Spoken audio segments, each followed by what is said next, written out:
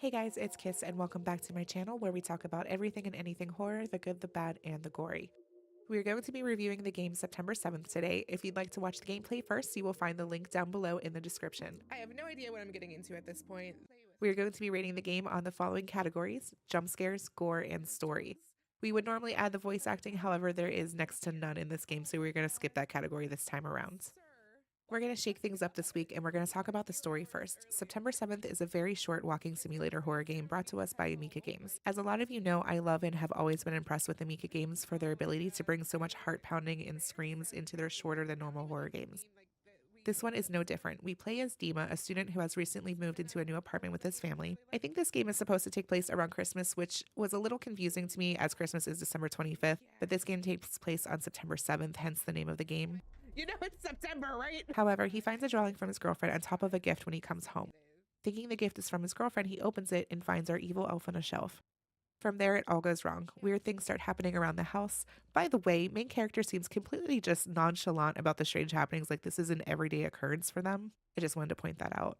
We casually go about our daily chores while dolls are moving around the house and lights are being turned off. Elf on the shelf is gallivanting around us, causing chaos, but hey, we still gotta take out the trash.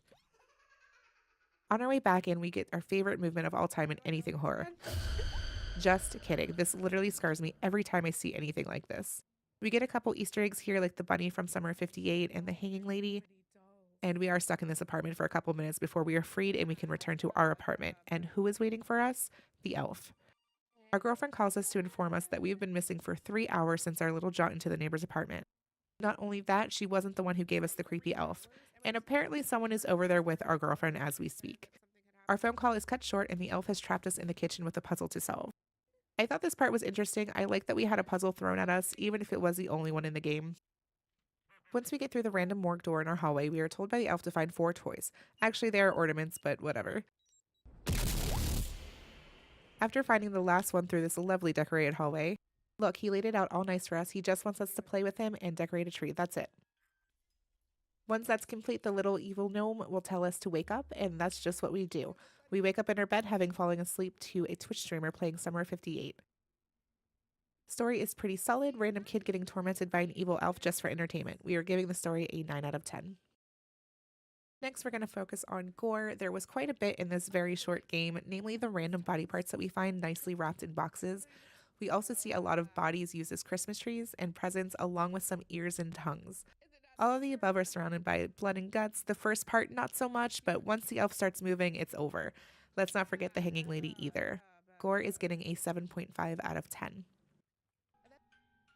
Oh, we just getting right into this. Okay. Last but not least, in my favorite category, the jump scares.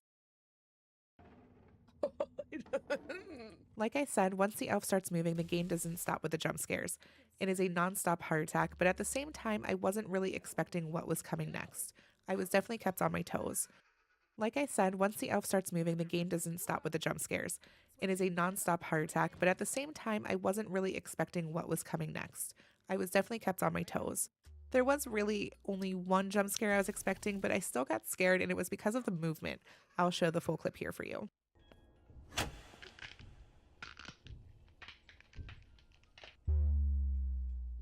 Am I about to die? Probably.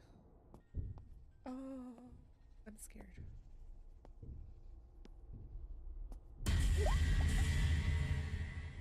But the scares were great. I know I almost fell off my chair a few times. Jump scares are getting a 10 out of 10.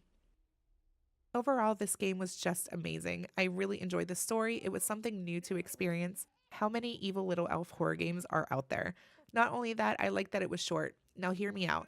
As I know a lot of people for some reason don't like short horror games, it was an experience more than a game. Like, think about a haunted house. It's short, you get scared, and you're good, you go home. I feel like sometimes in longer games, you come to expect the scares and it loses that atmosphere for me. But when the game is short, that doesn't really happen.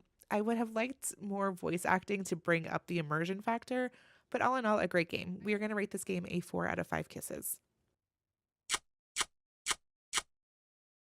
Thank you guys for hanging out and watching. Again, if you want to check out the full gameplay on my other channel, the link is down below. Don't forget, we are also live every Saturday at 8:30 p.m. Eastern Time as well on that channel, which is also linked down below. The Discord is also there for you. Would love to hear your suggestions for horror games and movies for me to check out. and books if you got them. I'm a big reader and I just got a Kindle, so I'm looking for all of the suggestions. Again, thanks so much for watching, and I'll see you guys next time. Sure, if I don't die by elf.